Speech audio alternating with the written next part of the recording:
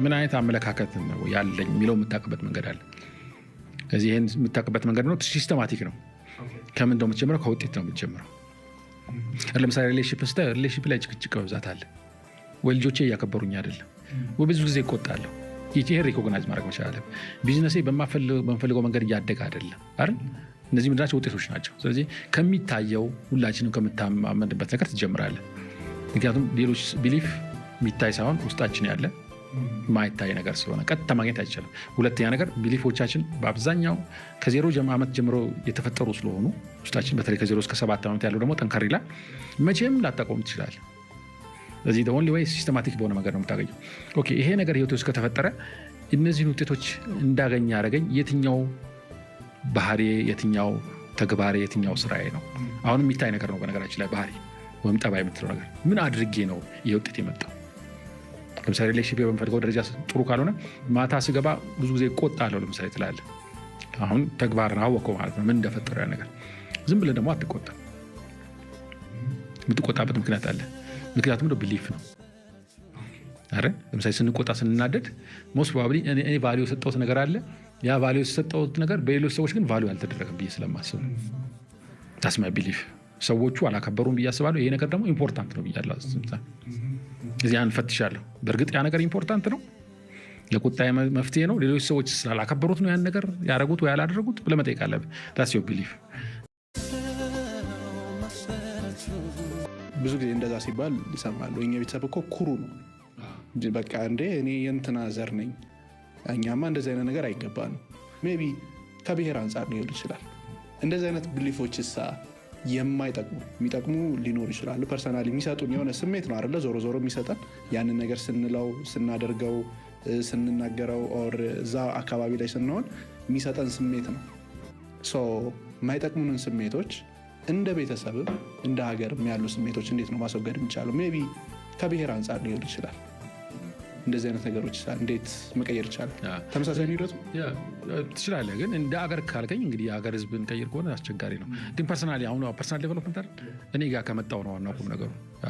አሪፍ የሚሆነው ምንድነው? ኦኬ በዚህ መንገድ ማየቴ መመልከቴ ህይወቴ ውስጥ ምን ፈጥሯል የሚለው ነው። አሁንም ቅድም ያልኩህ ነው። እመጣለሁ ገድቦኛል፣ ውስጥ ልቆኛል። አመለካከት እኮ ስራው ነው። በቃ ዳስ ማመለካከት የሚሰራው ነገር ወይ ገድባል ወይ ይለቃል። ችሎታ እንኳን ቢኖርህ የሆነ ነገር ላይ አቅም ቢኖርህ ያን አቅም እንድታወጣ የሚያደርግ አመለካከት ከሌለ አቅም ተደብቆ ነው የሚቀረው።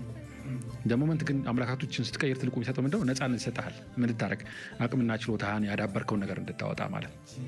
ስለዚህ አንድን ነገር ለመቀየር ስትፈልግ ትልቁ የተሻለው መንገድ ምንድነው? ያን አይነት አመለካከት እኔ ውስጥ በመኖሩ ምክንያት ምን አይነት ውጤት ፈጥሬያለሁ?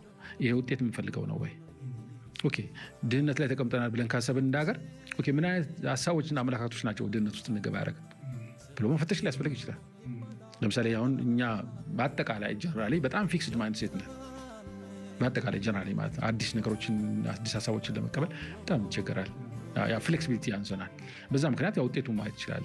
ብዙ ነገር ላይ በጣም ስትራግል እናደርጋለን።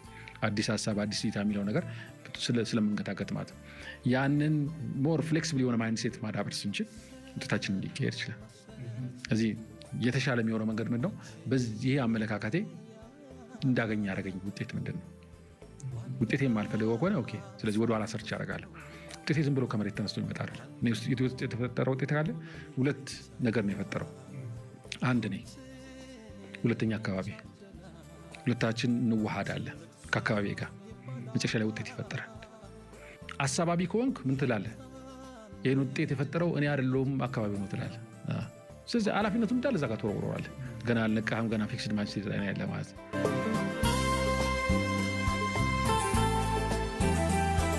ሙሉ ቤተሰቡ ወፍራም ከሆነ እና በውፍረቱ በቃ ሁሌ እየተናደደ ራሱን ችግር ውስጥ የሚከት ሰው ካለ እሱ ፈልጎ አይደለም ያንን ነገር ያመጣው።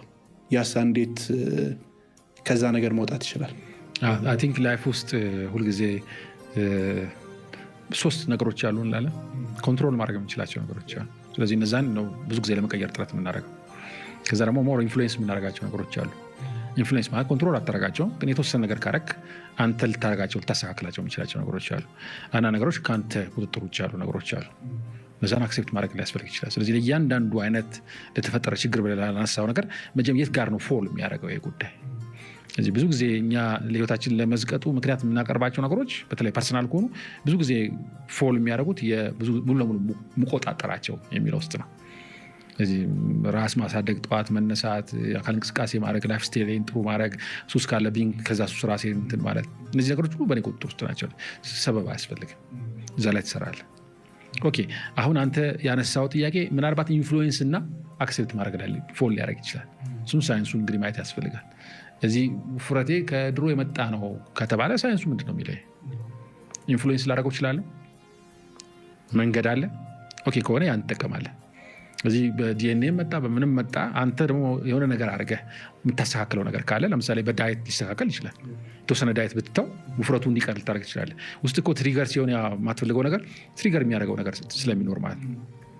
ይህ ምንም መፍትሄ የለውም ለጊዜው ከተባለ ለጊዜው አትሊስት አክሴፕት ታደርገዋለህ የሚፈልገው ነገር እስኪመጣ ማለት ነው። ማሰብ ስንል ትርጉሙ አሁን ላይ የተዛባብን ይመስለኛል።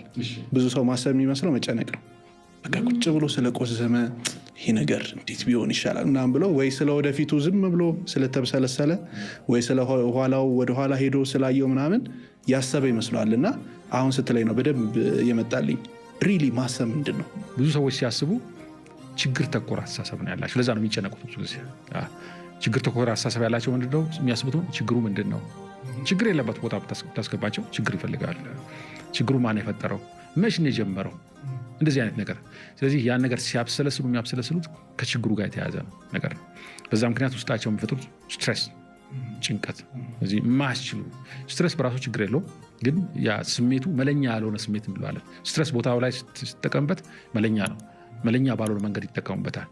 በዚህ ፋንታ ውጤታማ ሰዎች ሲጠኑ የተገኙ ፒላሮች ውስጥ አንዱ ውጤት ተኮር ናቸው። ሀሳቦቻቸው ሲያስቡ የሚያስቡት ሀሳብ ስለማይፈልጉት ነገር አያስቡም ሳይሆን ሲያስቡ ትኩረታቸው ውጤታቸው ላይ።